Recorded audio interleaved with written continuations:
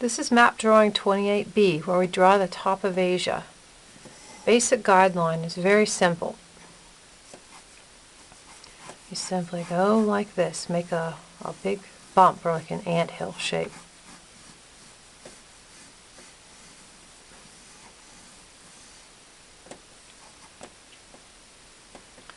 Okay, and then take your pen, and over on this side you want to draw that ice hatchet. You remember when they came up and over the Kola Peninsula here to Novaya Zemlya, and they always got stuck in the ice, and there's a little peninsula over here that looks like their little ice hatchet. So we'll draw that little ice hatchet, just small like that. And then we're going to draw a camel. Now, what the camel is doing, so far up in Siberia, it kind of got lost. Camels live down here, but this one got lost, wandered up a little too far north. And if you want to take your pencil to just sketch in lightly first. Of course, camels have a hump. You make a hump and then dip down a little bit and back up, make an ear. They have a rounded ear. And then a face, and you know the nose, they kind of have a droopy lip, like, don't they? Kind of like that. And then a long neck like this. So you go up, he kind of has a small second hump. Make a hump, down, up, make a little ear, make a droopy lip, and back down like that. Okay, now we're going to give the camel an island right on the top of his hump like this, and we're going to give him another one, maybe it's a bubble on top of his nose or a ball or something. And then we're going to sketch in Novaya Zemlya right here. This is where Novaya Zemlya is. And it just looks kind of like a long thing like this, a little wider at the bottom, and then it goes ziggy-zaggy all the way up like this. Kind of looks like a serrated knife, but a very curvy one. And of course it's actually two islands. There's just a very, very narrow slit. For a long time they thought it was one. And they're both just called Novaya Zemlya. I'll go ahead and label Novaya Zemlya. It just means newfound land. And then the next thing we're going to do is make another animal. After the camel, we're going to have a kind of a sort of a cat-shaped sort of thing. It comes up like this, and you go right up by the camel's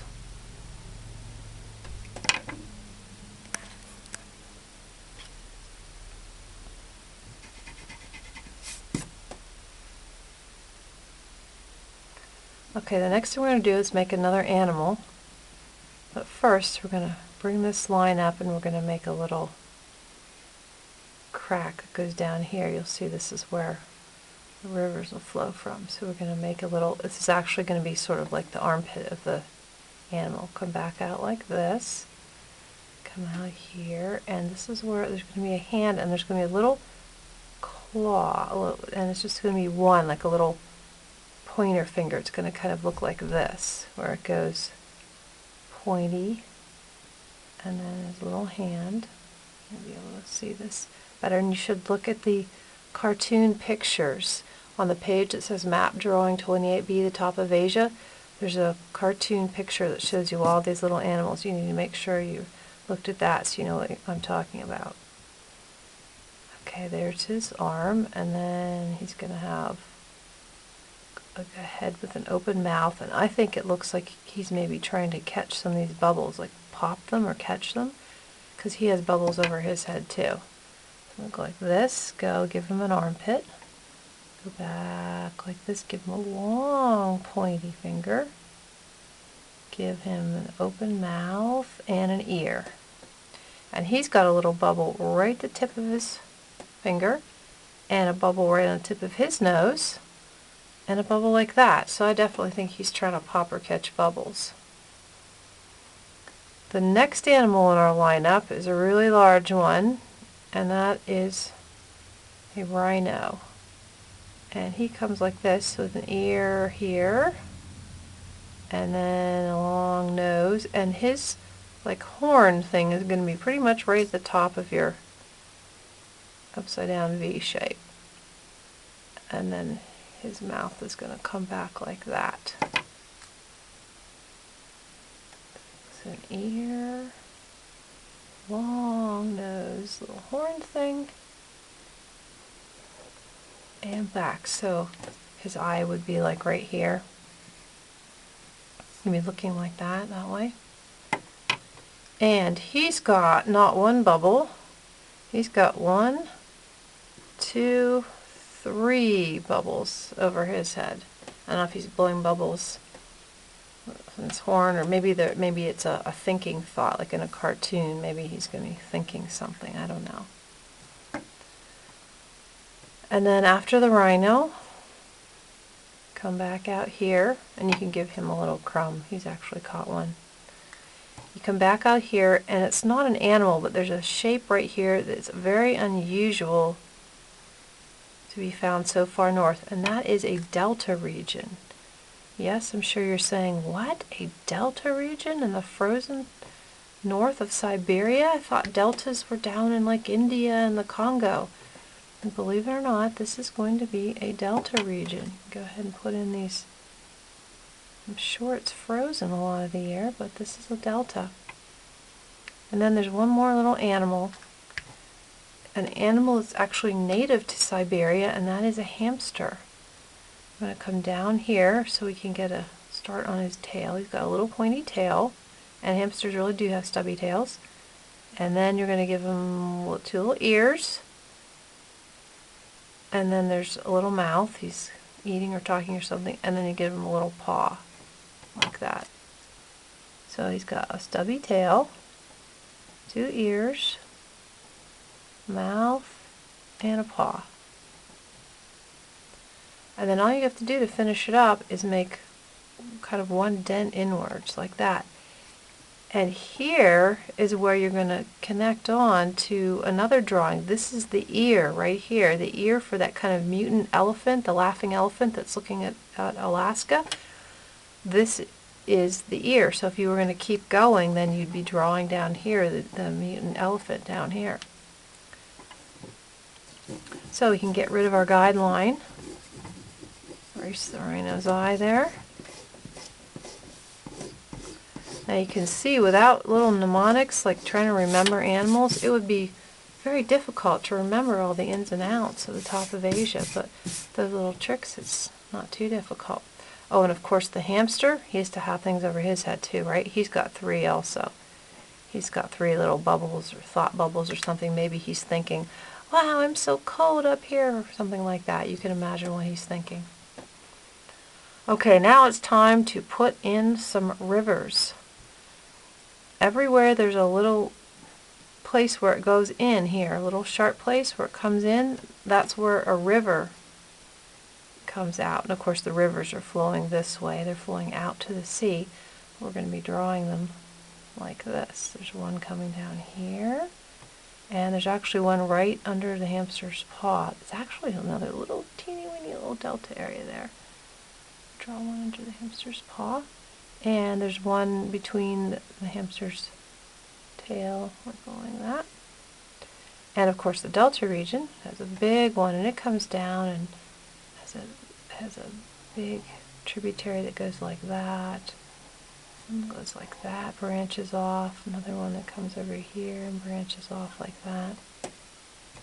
And then there's one at the end of this, coming off here. Just down over like that. And at this place, this little V, there's one comes down here, and most of the tributaries run like this way. And of course you're beginning to suspect where there might be mountains, for sure. And then at the end of this one, there's a little river comes off here, and of course there's a river that comes off here, and it snakes down like this. Down like that. And then there's one more right at to the right of the ice hatchet there. There's one that snakes down like this. Now let's go ahead and put in the mountains, and you can guess where they're going to be because they feed the water into the tributaries that form the rivers. There's tributaries, there's got to be higher ground.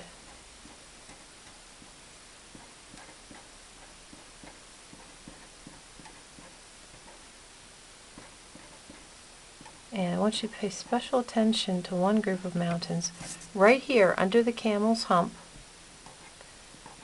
Make a bunch of humps under the hump. Go down like this in a nice line right down from the camel's hump. There's a whole line of mountains. There's the mountain range called the Ural Mountains. U-R-A-L. And this is the word that gives us the word Europe.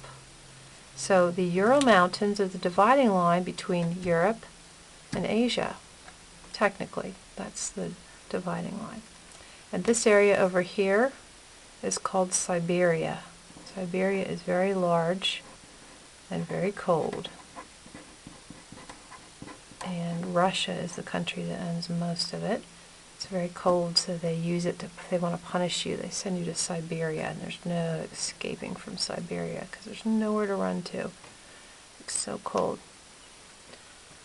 Okay, let's do just a little more labeling.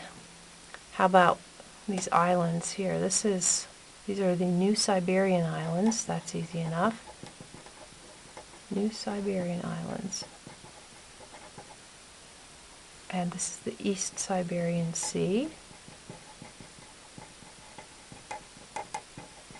That's pretty easy.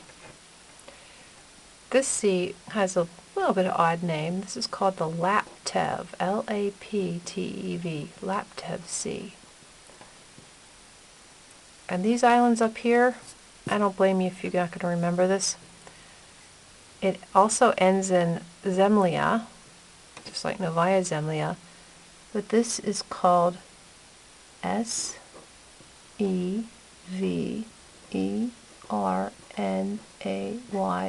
Severnaya Zemlya. So, for you geography buffs, there you go, but some of us won't remember that. And this is the Kara Sea, K-A-R-A, Kara Sea. And then we already have Novaya Zemlya labeled. You can actually put the mountains. The mountains go right up from here and keep going under there. And then there's a little group of islands right here. Last thing we're going to put on, really cold place of vacation, that's for sure. This is called Franz Josef Land. F-R-A-N-Z, Franz. And then Joseph is J-O-S-E-F. Probably said Joseph. Franz Josef Land. And I'm sure Franz Josef does not live there permanently because it is extremely cold. And that's all about we're going to label on this one. There's not a lot of cities. It's a lot of animals and beautiful scenery, but not a lot of people live there, so there's really no major cities to label. So that's the top of Asia.